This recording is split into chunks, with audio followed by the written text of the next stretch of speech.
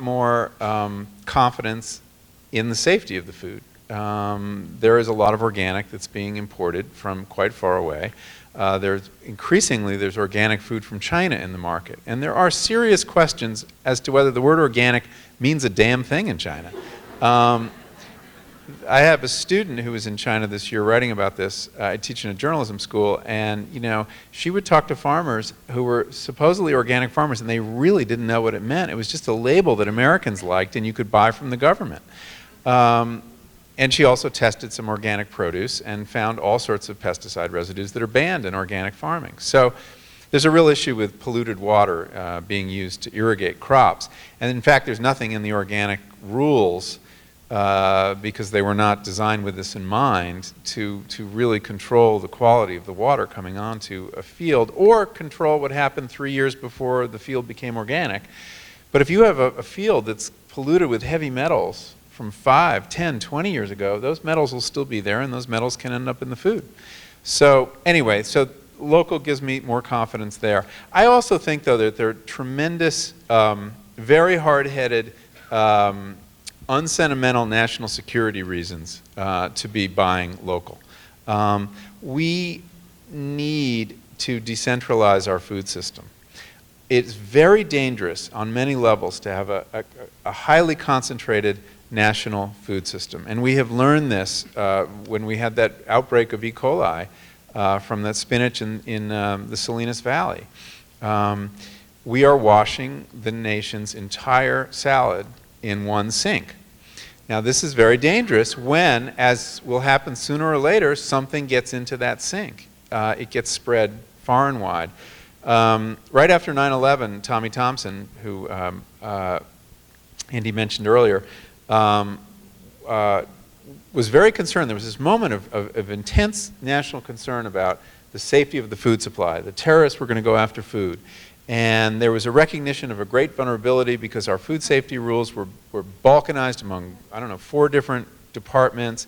And the GAO did a study and said, yes, the food supply is vulnerable. And the reason it's vulnerable is because it's so centralized. 4 companies slaughtering 84% of the beef, et cetera, et cetera. One hamburger plant could poison 500,000 people. You would think that steps would have been taken to decentralize the food supply. And that hasn't happened. With the result that it is a great vulnerability. So building in some redundancy, creating a situation so that if something happens in San Diego, it doesn't affect people in Berkeley, seems to me like a very wise thing to do. Interestingly, I chaired a national security task force for 4 years after 9/11 and in the technology side. But one of the things we found to this point is that security, we cannot be secure. What we have to be is resilient. And resilience requires a graceful collapse, or how do you fall back to the local, both on your own personal wellness and your community around you. So I think that in a lot of ways that really ties into the issues overall. David? Well, one other thing we need a resilient agriculture system for is to deal with climate change. As I think most of us would agree that we're facing some kind of climate change in the future, and that's going to impact how our food is grown and how well we're able to adapt to it. And we know that the kind of agricultural system that's going to be most resilient to those changes is one that's pretty diversified, where we have a lot of different crop choices and where farmers are adaptable. So I think there too, investing in a local food system that has all those different components is going to serve us really well. The other thing is, Michael mentioned that the average food item now, I think, that you buy in the store is going to travel something like 1,500 miles if it's produce.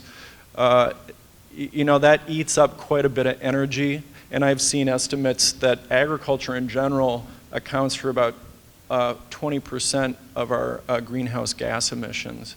So all these things, I think, for an individual come into play when they make a decision about whether to buy this food item or that food item, whether to balance organic or local. Yeah, I think, oh, I'm sorry, go ahead. I was just going to say, my training before medicine was in botany and in ethnobotany, and I was very much interested in food crops. One very disturbing aspect of non-resiliency in our agricultural system is the increasing dependence on a very, very small number of crops, and not only a very small number of crops, but a very, very small number of varieties within those crops. Michael, Michael has written about the devastating effects of the corn monoculture on economics, on society, in vast areas of the interior of this country. But it also leaves us incredibly vulnerable, not to terrorists, but to anything that happens in nature that changes, that threatens the health of those crops. That is, one significant environmental change could wipe out the crops that we are totally dependent on for food. That's not a healthy situation. No, I mean, monocultures are very dangerous things. When a society or economy is dependent on a very few species. And, the classic example, of course, is Ireland in 1845. I mean, they were potato eaters in the same way we are now corn and soy eaters, basically, although they knew it, and we actually don't know it because it's hidden behind the packages of processed food. But what happened was they were, the majority of their calories came from potatoes, and one variety of potatoes, more or less. Actually, there were two. And one day in 1845, and it literally was one day, a fungus was introduced. A very common potato fungus in South America somehow got to Ireland, airborne, and it spread on the wind, and within a couple days, the entire potato crop rotted in the ground. It was just black mush. And we know what happened. 1 million Irish starved, 8 million moved to America. And the resistance for this, the reason the potato was saved was going back and finding that biodiversity, the genes for resistance in Peru or Bolivia, I don't remember where it was, and introducing that into the potato. We are doing the same thing with other crops. Corn is a very small amount of genetic diversity.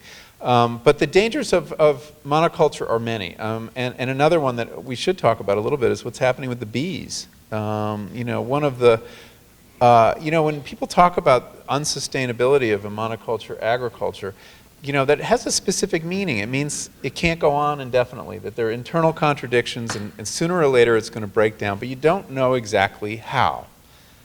And bees might be the way it happens, and it might be happening right now. We don't know, but a quarter of the bee colonies in this country, honeybee colonies, mysteriously died this year. Now, the latest article that said that it was because of cell phone towers, I know has people in my neighborhood in Silicon Valley a little nervous. But do we have any ideas what's happening there? We do have some science. I love the euphemism. They've called this colony collapse disorder, CCD. Okay, bee disappearance might be more accurate, but there was some concern about this in France a couple of years ago, and they zeroed in on two relatively new pesticides, insecticides, imidacloprid and fipronil. And so they actually did an experiment, and they started to ban those for use on the crops where they knew that it's rapeseed, corn, and I think sunflowers, where it takes up those pesticides in the flowers to levels that were high enough to injure the bees that were pollinating them. And I have a quote from the head of the bee society, the Apiary Society in France, that said, "We're seeing a rebound since we did that. We're actually seeing a rebound in our bee population." So whether that'll pan out to be... Are we using those pesticides? We are, in fact, and they are. What's remarkable about this bee collapse is that unlike previous bee problems, it's been very rapid, very large scale, and what seems to be going on is that the bees forget how to get home. There's something going on with their memory, and when the scientists have actually looked at what happens to bees in the laboratory when you expose them to imidacloprid, is that it affects their memory. There's also, though, there's some, I mean, we don't know for sure what it is. I think the cell phones is kind of a long shot explanation. I mean, the cell phones come up anytime something goes wrong, right? That's right. Somebody talks about the cell phones. I was hoping that was my memory loss, was the cell phone. But if you look at the lifestyle of bees today, you can understand how this would happen. You could understand that the bees are really stressed. In the Central Valley, the almond crop has become the most profitable American agricultural export, right? More important than grapes, more important than anything. It's huge. The almond guys are making tons of money, and they're planting almonds like crazy. There are so many almonds now in the Central Valley that they cannot be pollinated without importing lots of bees. At this point, more than half of the honeybees in America are going to California every February, more than half, to pollinate the almond crop. It's the biggest pollination event in the world anywhere. It's a very different migrant workers. Well, they are situation. migrant workers. And what's happening is there is such a shortage of bees that, in fact, and this is new, you know, the price to rent a beehive, that market started in the 70s, and it was about $5 to rent a box for your pollination event. It is now $170 a box, to give you an idea of how much money is involved. But there are not enough honeybees in America to do it. So this year, they brought in bees from Australia. They're bringing bees from the other side of the world to pollinate the almonds here. Now, to do this, of course, and to bring them from Minnesota, where a lot of them come also, you have to wake them up. You have to put them on this whole other cycle. And you know what they feed them to get them kind of primed? High fructose corn syrup. So even the bees are getting junk food now. And the result, but think what's happening. As one of the beekeepers said, and the reason I know about this is I have a student who just did a documentary about this. They call it a great bordello, what's happening in the Central Valley, where bees from all over the world are exchanging diseases. Oh. But also the stress of monocultures leads lowers their resistance too to pathogens. One of our sponsors is the California Walnuts Association. They told us walnuts They don't need are bees. air pollinated. That's right. So we know that we'll have those with us. Since you said that, can I mention also I'd like to thank not only the California Walnut Commission, but Nordic Naturals and Bauer Water, who are the main sponsors of this event. So thank you.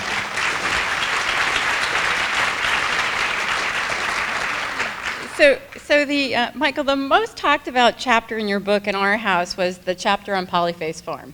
Joel Salatin became sort of a hero within our whole household, and we thought he's a really interesting character on how to do local, sustainable types of farming. I have two questions about it. One is, can you tell us a little bit more about him, because he's fascinating. And two, David and I were talking last night about, is this scalable? You know, how does this work? How does this work in a bigger way? Good question. I need like 5 minutes to do this properly, okay? Go for it. Okay? Because a lot of people haven't read the book. I saw the hands that weren't up. So I have to describe. Joel Salatin is I went looking when I was doing this book for like the most sustainable farm I could find, because I'd realized that organic, as wonderful as it is in certain ways, is not sustainable. And that I wanted to see, who was doing it in a really interesting, creative way. And I kept being directed toward this man who lived in the Shenandoah Valley of Virginia named Joel Salatin. And his farm is called Polyface. And I called him up and asked him a few questions. I was writing my chapter on organics, and I was looking for, frankly, a farmer willing to kind of dump on Whole Foods. And we journalists go fishing for quotes like that. And he gave me these quotes, and he was very spicy about it. And then at the end, I said, I hear you grow wonderful grass-fed beef and pastured poultry. Would you send me some? And he said, no, I can't do that. And I said, well, so you're not set up for shipping. I wonder if I gave you the FedEx number, had the FedEx guy come with a box and styrofoam and dry ice. And he said, no, you don't get it. I don't believe in shipping meat across the country. He really is a local farmer, and he will only sell within this small area. He grows 6 different animal crops. He's got chickens, both layers and broilers, beef, grass-fed beef, pork, turkeys, rabbits, and sometimes he does sheep. What's interesting about his farm is there are only 100 open acres and 400 acres of woodland in an area that's not very good for row crops. It's a little too dry. And he grows all these animals are in this kind of dance of symbiosis. He does an animal rotation, the way other people might do a crop rotation, so that every animal is in a ecological relationship with another, such that the waste of one becomes the food of another, or some such. And the result is he grows this astonishingly good meat without any chemicals at all. But even more than that, and to do this, this is what I have to go into a little bit of detail. Let me just describe one of these relationships to you so you really get it. Now, I should say there are other people doing this now. He's not the only person doing it, and there's a couple people in Northern California working on this. But Joel pioneered a lot of these techniques. They're all based on a concept of mobility. Most farmers have a lot of fixed structures, and Joel's insight, which he got from his father, was that you've got to keep things moving. And he's really modeling things after the bison and the prairies and their relationship of the bison and grasses. Bison don't stay in one place. They'll graze intensively. They stay in a herd for protection, because more eyes gives them more safety, and then some predator comes along and they're scared away and they have to go somewhere else and they graze intensively and they keep moving like that. So he's trying to simulate this in his farm. So let me just focus in on the relationship between his cattle and his chickens, his laying hens. The cattle graze in one small paddock, quarter-acre paddock, about 70 animals, so pretty tight, one day, and then he moves them at the end of that day. And the reason is that if you graze intensely, they eat everything. So they're not favoring certain species. So you don't have that degradation of pasture that happens when they're just going for their what ranchers call the ice cream species. So they eat everything. And then at the end of the day, he goes up to the paddock, and we did this. I worked as a farmhand for a week on this farm, doing all this stuff. And he erects another paddock using this cheap electric plastic and wire fencing hooked to a car battery, and this is the enabling technology. This is the only really key technology you need here. And you can I could set up single-handedly a quarter-acre paddock that I could carry on my back, set it up in 15 minutes. It's kind of remarkable. So at the end of the day, he opens the gate between the two paddocks, and the cows who know the drill walk from one paddock into the other. They're very eager to get to the tall grass now in the next paddock, which is very sweet because over the course of the day it's been accumulating sugars, and they're happily munching on the new grass, and they'll spend one day there and then move again. Now, the next move here is he waits 3 days exactly, and then tows in what he calls his eggmobile, which is a portable hen house that holds 350 or 400 laying hens. Tows it into the paddock that the cattle just left in the morning, lowers the gangplanks, and they live in there, and they've got their boxes. It looks like a prairie schooner. It's a very kind of ramshackle structure that he built himself. And the hens come streaming out down the gangplanks, and they fan out over the pasture. And you know what they do? They make a beeline for the cow patties. And they start picking away at the cow patties, doing that little break dance that chickens do when they're trying to get at something. And what they're doing is they're eating the maggots. There are a lot of larvae in manure. And this is the parasite cycle of cattle and many, many animals. But they love the larvae. This is their favorite food source. This is their protein source. You know, chickens are carnivores or omnivores. And the reason he's waited 3 days is he's growing the larva as big and juicy and proteinaceous as he possibly can. But if he waited 5 days, they would hatch, and he'd have a big fly problem. And he calls the chickens his sanitation crew because they're taking care of. He's the reason he doesn't have to use parasiticides on his animals because they are eating all the flies. So that's one service that chicken are performing for the cattle. The other is they spread the manure by digging through it so he doesn't have it all clumped. And they fertilize his pasture with their very high nitrogen manure. And he knows exactly how long 350 chickens can stay in a quarter-acre paddock before it's too much nitrogen and it starts running off or hurting the soil. And then he moves them again. And this kind of rotation goes on all through the farm over the course of the year. But the key thing to know here, besides the fact is he's producing wonderful eggs, very good grass-fed beef, and because the grass now, with this shot of nitrogen, comes up, and in 6 weeks he can do it all again, is what's happened to the soil, which is, I didn't really understand what happens to grass when it's grazed. But what the grass does, those of us who are gardeners know there's something called the root-shoot ratio, and plants like to balance their green mass with their root mass. Well, as soon as they're grazed, they shed root mass, a corresponding amount to stay in balance. And what happens to that root mass is that it is digested by the worms and all the microbes in the soil. And that's really where soil comes from. Soil under grass, it grows from the bottom up. So at the end of the year, he actually has more soil than he did at the beginning. More fertility, more biodiversity because of the life in the soil.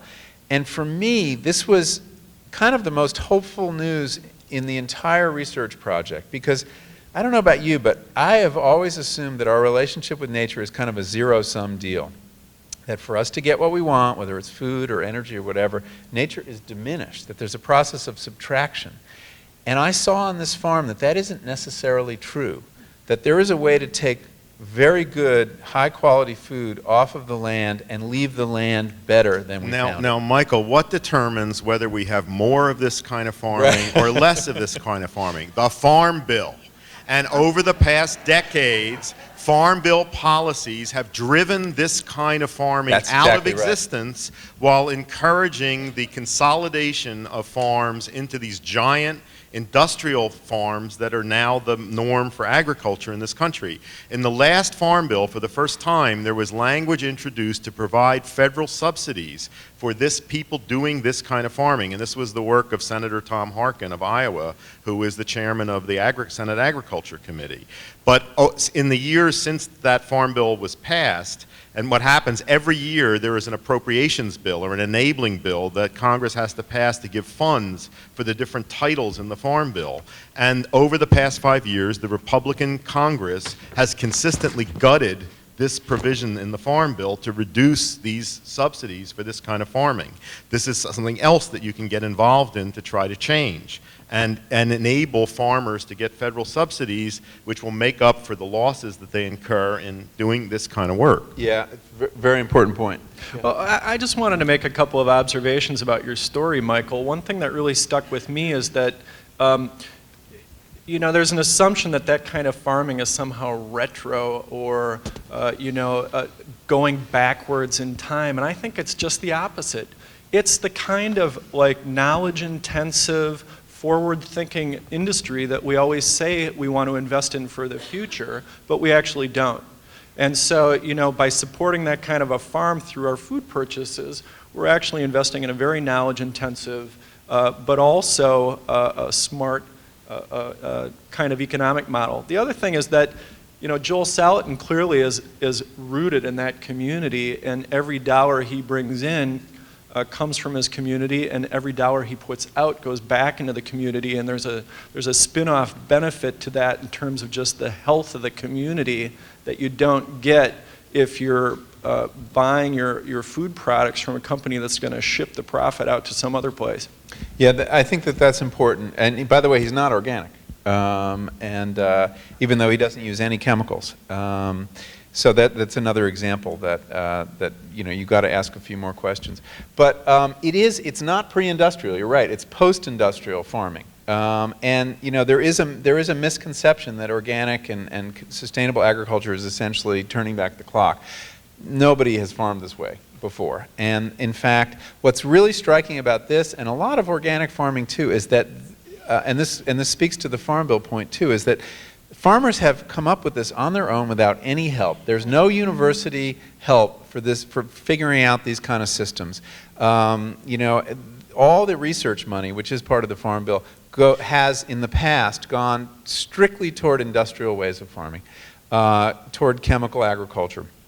And that if we can move some of those research dollars to devise systems that would be non-zero sum ways to grow our food, that would be an enormous, make an enormous contribution. So before we're going to segue in a couple minutes to really sort of dig in deep a little bit more on Farm Bill issues. But before we do that, I just sort of want to close this first part of the discussion with some of the sort of big idea, you know, what should people really be eating now and what should they absolutely avoid? Because that's the question that the audience asked multiple times. And I know, Andy, you have ideas, and Michael, you have some as well. You know, the standard line from the nutritional community up until very recently, and this is from, I'm including in this medical doctors, nurses, registered dietitians, has been there are no good or bad foods. You know, all foods are okay in moderation. That is absolutely wrong. There are bad foods. Margarine is a bad food. Anything sweetened with high fructose corn syrup is a bad food. I could go on and on there. And I think that it's very important to get this kind of information out there. There is tremendous confusion in the public about nutritional issues. And I meet many people who say, well, you know, they tell us this is good, then they tell us it's bad. You know, low-fat diets don't work. People throw up their hands and say, well, what does it matter? You know, just eat whatever you want. It does matter what you eat. And also, what I think has not come across through the media or into professional education is that for the past few years at least, there has been an amazingly high degree of consensus on all the big questions in the community of nutrition researchers. And this is one thing that I've learned from helping to organize these conferences. That is, if you look at the leading people doing the science of nutrition around the country, there is very strong agreement now on all the big questions, such as what are good fats, what are bad fats, what are good carbs, what are bad carbs, what are the desirable proportions of carbohydrates, fats, and proteins in the optimum diet. And I think it's crucial, and this is again one of the reasons why we are doing these conferences, is to try to get this consensus scientific information into the media and then to people through health professionals. I think this is critical. What I would say, just as the bottom line generalization, is that you want to eat less of these refined, manufactured, and processed foods that weren't around 50 years ago. That as a class, these things are not good for us. And there are certain markers, things like partially hydrogenated oil of any kind, or high fructose corn syrup. You see these things on a label, you don't eat it. I heard Michael earlier today give some rules that I totally agree with. One is to eat food, not food-type products. If the label doesn't have enough space for the ingredients, that's not a good sign. If you can't pronounce ingredients, don't buy it. If you think about, you know, what if you were going to make this at home, you know, an oatmeal cookie, think about what you would put in it. And if there's a lot of things there that you wouldn't put in it, don't eat it. I mean, those are generalizations, but they're very good rules of thumb to follow. I'd just add a couple things to that. You know, I did try to boil this whole question down to 6 words. And one was eat food, and the other was not too much, and mostly plants. I mean, one of the big points of consensus that Andy didn't mention is the value of a plant-based diet. I mean, I think that the evidence that lots of fruits and vegetables and whole grains is protective, you know, against many things. And the other thing is that you mentioned this morning is that there is a unified field theory of nutrition developing, that the same things that are protective for coronary heart disease are protective for cancer, are protective for Alzheimer's. Yeah, which is, you know, so that these things are not in conflict. You know, eat food sounds really simple, and it is really simple, but it has gotten hard because of the environment. The fact is that there is more money in those food-like products than there is in whole foods. And that, again, we can talk about when we get to the Farm Bill. But another rule of thumb that I don't think I mentioned this morning is, when you're trying to answer that question, is don't eat anything your great-grandmother wouldn't recognize as food. So imagine her with you in the supermarket when you pick up that tube of Go-Gurt. And, you know, would she know how to administer that? Would she know? Would she recognize that as yogurt? So that's another. So just have that on your shoulder there. David, thoughts? Let me take a shot at meat, fish, and dairy, because I think one of the things I've learned in my work is that there's actually very little oversight on what is fed to animals who are farmed or